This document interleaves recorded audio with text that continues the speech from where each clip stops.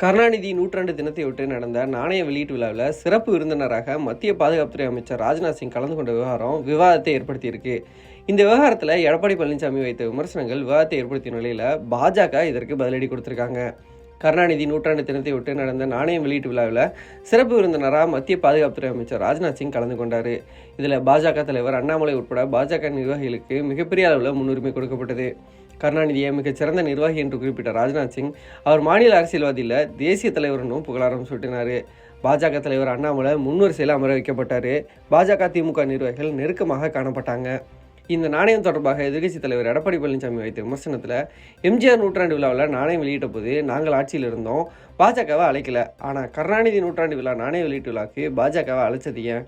மறைந்த முன்னாள் முதலமைச்சர் கருணாநிதியின் உருவம் பொறுத்த நாணயத்தில் இந்தி எழுத்து ஏன் இருக்கிறதுன்னு எடப்பாடி பழனிசாமி கேள்வி எழுப்பியிருந்தார்.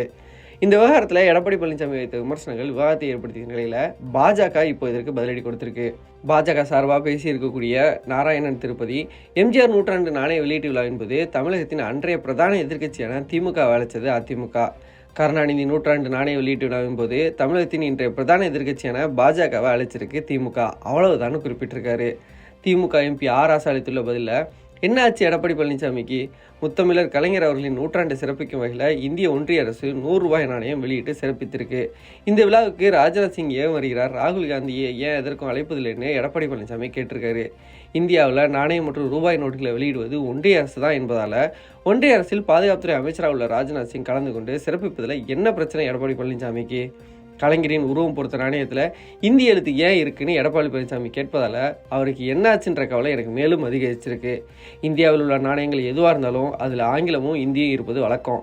அதிமுகவை உருவாக்கி எம்ஜிஆர் அவர்களுக்கு நாணயம் வெளியிட்டிருப்பதையும் அதில் இந்திய எழுத்துக்கள் இருப்பதையும் கூடவா எடப்பாடி பழனிசாமி அறியலை? முத்தமிழர் கலைஞர் அவர்களுக்கு வெளியிட்டுள்ள நாணயத்தில் தான் தமிழ் வெல்லும் என்ற எழுத்துக்கள் பொறிக்கப்பட்டிருக்கு. இதை கூட உணராமல் எடப்பாடி பழனிசாமி உளறியிருப்பதால் அவரை எந்த லிஸ்ட்டில் சேர்ப்பதுனே புரியலைன்னு பேசியிருந்தார்.